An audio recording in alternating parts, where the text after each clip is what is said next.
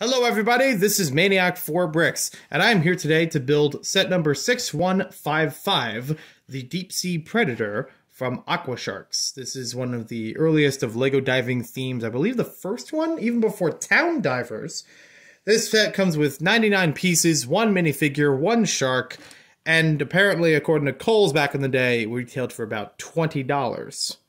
Pretty neat having a store label on there. I don't know if that was the inflated price, though. I'll have more information down the doobly-doo if I need to fix it. And it says it was released in 1995, my birth year. How about that? Yeah, I didn't actually grow up with any Aquazone. I knew of the later waves of them. Wave, no pun intended. I knew of the later waves of them with the Stingrays and the Hydronauts, but I didn't have any back then. I only have some of them now. I am happy having the box with this, even though it's a little bit tattered on each side, but it does show us the alternate builds. You can see the different kinds of models that could be made out of this, different versions of the same ship, maybe a, elongated version. Okay, neat.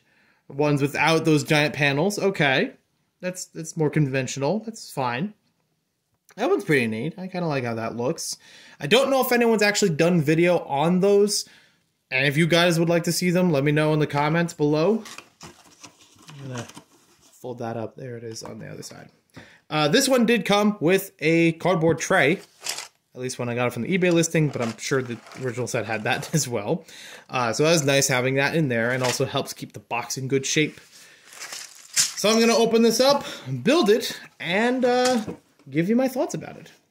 And here we are with the completed build. Sort of. You see, with my copy of the set that I got from eBay, unfortunately there are some things missing. It's so close, and I could try to replicate them or add them in sometime later. They're not going to affect the opinion of the review that much, but something I do want to acknowledge here, and may affect my review of the seller, but that's for another day. So, the things that are missing in here is the shark itself, which is in a dark gray color, the classic version of the shark. It kind of holds accessories inside of it, has two anti-studs on the bottom of it, or tubes if you may, so you can attach it onto surfaces. Very neat, very classic, I like them. It's missing a bush piece, which actually is made out of two pieces for the coral anemone kind of feel to go with the underwater theme of this. I know I have the green bush because it's a very common one. The red one underneath I'm not sure about, but I'm sure I can find it sometime later. Again, not going to affect the opinion of the review. It's basically just some atmosphere. Not a lot, but still good to have in a set. The 1x1 blue plates are missing from the sides of the submarine, so you may see a little gap in between there on both sides. That I have, no big deal, not going to affect any opinions I have on the construction of the model. And another thing that doesn't affect the opinion, but also want to acknowledge, these are supposed to be cone-shaped not only on the front side, but also on the back side. So these are only the solid round cylinder bricks, whatever they're called. They should be coned on both sides of it. It's not a big deal. I have something to say about this area, but that's not because of that substitution. Going on from there, let's talk about the minifig. So we have one Aquasharks diver included in the set. There is some lore to the Aquazone theme, but I don't think they gave this guy a specific name, at least across the board. I haven't seen a name for him. I could probably do more research and talk about it on the main channel. I know there's one character in the Aquasharks line called Thresher, but I don't know if it's this one particularly. But he still looks pretty good. I like the hair over the one eye, a very 90s look, very cool and nice to see from 90s and to 2000s. Very nice torso, which is basically the same torso and uniform as all the other Aquasharks, with only like one or two different ones, and some faces different, of course. Then you have the back, very plain, but that's okay because most of it is obscured by the diving apparatus. It's fine for it over the torso. I don't think it's too big of a deal. I think it works fine on the back. Perfectly fine there. It's a bit of a dated piece, however, because you can only get a maximum of 90 degrees of posing out of the minifigure arms. Yeah, they can only go that high up and that far back because of the accessory, blocking some of that. So take that as you will. There are definitely some better diving apparatuses today that give you more range, but I think this is still okay. It may not be the biggest range of them, but still work just enough for what you need. And especially when they're sitting in here and they're piloting the ships, it's not going to affect it at all, really. You also have the helmet itself that can raise up. It's a separate piece for the visor, and you do get a little bit of the face obscured in there. I'm not personally a big fan of it, but I'll take it if I want to use this. So there's how it looks without the visor on there. You get a little bit of a cheekbone area blocked up. Not much for this minifigure, which is fine for those faces. And, fun thing, this visor has also been used upside down like this for Darth Vader. In, I forget the name of the set, but it was based on The Force Awakens, and they made a damaged Darth Vader using the same visor piece as a headpiece, which was clever, because there's enough room in there to fit among the minifigure necks. Now, this is actually a really great diving accessory because you have extra clips on the back of it. So that allows you to hold more accessories, like any crystals or tools, harpoons, whatever you want to add on there. You didn't need on the minifigure hands. When I grew up with the Time Cruisers board game, I didn't even have the theme, I just had the board game. They used Aquazone as one of the regions and this helmet as one of the relics.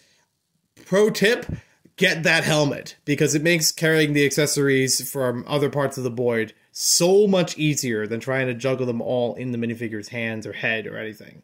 So, there we have that. But enough about the minifigure, let's go on to the rest of the set that we do have here. So we have this small crate that has a magnet on the top of it. You can make the magnet positive or negative if you want to. It does separate from the clip base. And the clip base on the 2x2 can go anywhere. Very useful. I love these things in the 90s and early thousands. So this crate is holding a chrome silver crystal, which in the story is supposed to have some kind of properties, some sort of materials that are essential for life living underwater. So these are mostly divers. They've made an underwater base, kind of like Sea Lab and things like that, and are gathering resources. These are not just, ooh, pretty treasure. It's, oh, I need this to survive, which really adds a bleaker nature to the theme than what I had known before that. And I would love to look more into it and maybe talk more about it in another video. But this is a really good condition of the chrome silver crystal. Really like the shine on that from all directions. That chrome does not always last. I know that from experience, that some of them just have, it's basically just a layer, coated on top of a brick, but still is very easy to peel off after 20 odd years. So the fact that it's, residing like this after 26 years, I appreciate it. And I like this little container. I've also seen these as late as the Aqua Raiders in 2007. They do basically the same thing, different colors, and they use magnets, and it works out very nicely. They also have them in the Aqua Knots sets, if I remember correctly. So going off on that, you've got the Submarine. That's basically what this is, a very high fashion, very nice color scheme Submarine. This is more, almost warlike in its appearance. It's got, especially with the harpoons out front and like the shark face in the front of it reminds me of like World War II planes having the, shark faces on the fronts of them to make them more intimidating. You got knives on the sides of them. Again, very nice chrome silver on all of these pieces. I'm glad they're in good condition. And yeah, the little fins underneath, they don't actually move. You've got these arms on the side that can move around. They have what is known as a finger joint because of these little prongs, these little fingers that connect to each other. Got a lot of posability out of them. So you got them back and forth, up and down, and then you have them bringing around, inward, outward. You could bend this one up and make them very Italiano. Yeah, we're going underwater now. I don't know. So anyways, this particular arm, other than just making a funny gesture, is also a big claw. So it's made out of two separate pieces that attach onto there and allow you to grab something. So this could be your way of grabbing the crystal if you already just found it, or maybe grabbing some sea life or an aquanaut or, whatever is around, but you could carry it like that. So yeah, nicely easy, posable, Got a lot of articulation in there. I really do enjoy that. Now, let's say you already found your crystal, and one of your guys comes down, wedges it into a box, and you need to take it back to base camp, which I don't think they had an actual physical base. They just had a lot of vehicles for the Aquasharks. Maybe like one or two had like a cage or something. That is as close as I can think of. That's it. It's a magnet. Magnets. How do they work? Same articulation on the other side of the submarine, but this one, it's got a cool function to it. You could open this up because it's one big panel piece on other kind of finger joints, and just wrap this around, detach it from the magnet, bring the arm back, close it up, and it goes away. I love it. I'm actually glad that I can actually move this whole thing around and place it inside of there with minimal effort, relative ease. And then I could bring it right back out if I needed to swap with something else. I was actually wondering while building it what the interior space was actually going to be used for, because I know the front obviously for the pilot, but also there's not much in the middle here to actually hold minifigures or anything else. And this being the other accessory in the set makes a lot of sense. They would just drop it off right there. You know, sometimes I might have to crunch it a bit in place or move it a little more by hand to fit it in, but it still works. Now let's get on to one of the problems that I have with this set, because it almost broke apart on me. These harpoons in the front do not stay on very well. Now, they hold on to the cone pieces just fine. They are the right size. But they do not connect all the way through this and have a tendency to break off like that. I've known this behavior from a lot of other 90s sets that use cones and round bricks all over the place. I've seen them pop off by accident many times in different ways, and I just wanted to acknowledge that here. The only way I could think of rectifying that is if you push the harpoon piece all the way in so that the bar piece would go a little bit through here. That would actually be a problem with this piece in particular, being a substitute, because it doesn't have a lot of friction. It doesn't have a lot of room there to connect it. Most of that bar size would be along the top of it, which is in this direction. Right off, you know, there. It had to go all the way through. It would work a little bit better with the cone-shaped piece if that was substituted, but not by much. Only a little bit of that would actually come through, just like you see it on there.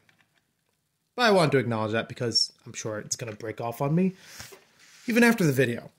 Now, going further into the set, you do have a propeller along the back of it that you can spin around as best as you can. Yeah, you can actually blow on it. So you get a little propeller action with it. And even just as an assembly, it's cool on its own. I do like the color scheme about the entire Aquasharks part of the line in general, but also with this ship in particular. Very consistent, very, you know, sleek, kind of mysterious in all the blacks and blues that are, you know, put all over the place. I don't think anything really feels out of place. There was a bit of red through it, and transparent orange. That also gives it some character. Most of the red being on the prints and a little bit along the front. That kind of lines up with the transparent orange on the front so that it just kind of completes the look there. Also, there's one big giant piece there, which I may have had in one or two sets before that. They've had it in some of the airplane sets too. Now, as we go to the front, this whole part opens up. It's the same size as the one in the back. It's just a different color and more transparent. And what's cool is you can take off the flippers from our Aquasharks guy. They can be placed along these pieces on the back, which just look like really nice detail, but actually have a purpose to them. And that gives you enough room to fit your diver in here, even with the helmet on. And the helmet isn't obscuring anything. There's also a little bit of paneling that's pushed out of the way so you can fit the arms in there just fine for a minifigure. That's part of this whole design, which is neat. So he's got enough room in there. He's got a printed tile, or printed slope, I should say. I'm going to move this for just a moment. So you can see it has like these coordinates, a little compass, a few gauges in there of his underwater activity. So that's pretty neat. I do like the computer pieces that these themes offer. I used to make supercomputers all the time whenever I found a good number of them. Just put them all together and make one giant computer out of it. But yeah, this is a fun little submarine. It's basic in its functions, but I think it performs them very well. I do like that there's a lot of posability, articulation to this thing.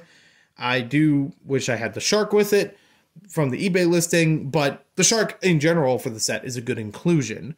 And actually might be big enough to fit inside of here. You could actually have it as like a trained shark for the Aquasharks to fit them inside for the most part. Maybe the fins would stick out a little bit and then close this up and have it like Unleash the Hounds style. So to reiterate, I really like this set. It was a pretty simple build. It wasn't too hard to put together. I know there are a couple pieces that are missing or need substitution, but that's not a big deal. I should have most of those available, and they're not negatively infecting the play and the end result of the set. I do like that it offers, you know, a little bit of underwater life with it too. I do like the functions working very well for it. You can fit the figure in there without worry of the diving suit around him, that the claws have a lot of articulation to them, and you can bring it back and forth around the ship, which is very good. And also just having that trunk space basically to open and close and stuff other things in there. I'm sure some people might be able to fit an Aquanauts figure inside of there, so make this into kind of a fleet ship, you know? Let me see if I could try that right now, assuming that these weren't a big issue for it. If I could actually fit a guy inside of here. All right, for the most part he fits. Doesn't fully close, but I'm sure we could work on that if we wanted to make that happen. Or fit him the other way. Is that better? It's about the same. All right, you get the idea. So this is a fun set to put together. If I had to really say, like, oh, I wish there was something better with this, I would say what I would say with most LEGO diving sets. It's the one gripe that I usually have. I love underwater themed sets. I love underwater themes from LEGO in general. But the one thing that always irks me about them, not enough environment. They're mostly focusing the parts on the submarines or maybe some of the wildlife, depending on the theme. Like Atlantis does a lot of wildlife building stuff. Aqua Raiders 2007 does a lot of wildlife building stuff. I would like some small rock shape, rock formation, if you may, to include the crystal in, you know, for this particular set. It'll also give this a bit more purpose because it's pretty easy to just like, you know, scoot this thing along. This could be empty, and then, I don't know, maybe you could fit the crystal inside of the bush and maybe use the claw that way. But you could also just have the thing land and then the guy come out, wedge the crystal in there, and then bring it up with the magnet. There's some play possibilities, but I feel like it could be greater. I feel like it would be nice to have something else included with this for a little bit more of the building experience, but also a little bit more of the environment experience. Otherwise, without the shark and without the bush, coral, arid thing, you have what looks like a fancy spaceship with the propeller. I mean, really, you put this in space, what's the difference? So anyways, let me know what you guys think about this set in the comments down below. I know that there is a larger Aquasharks set that is similar to this one, maybe having a few more functions other than just the bigger size to it. Let me know if you want to see that one. I will look into that as soon as I can. And thank you for watching. Hope you guys enjoyed the review. And if you want to see other Aquasharks, Aquazone, Aquanauts, whatever aqua things, LEGO diving themes, I'd love to hear about that as well. And if I've covered any other ones on the main channel, I'll link them down below. And we'll see you next time with more videos. Peace, love, and fun.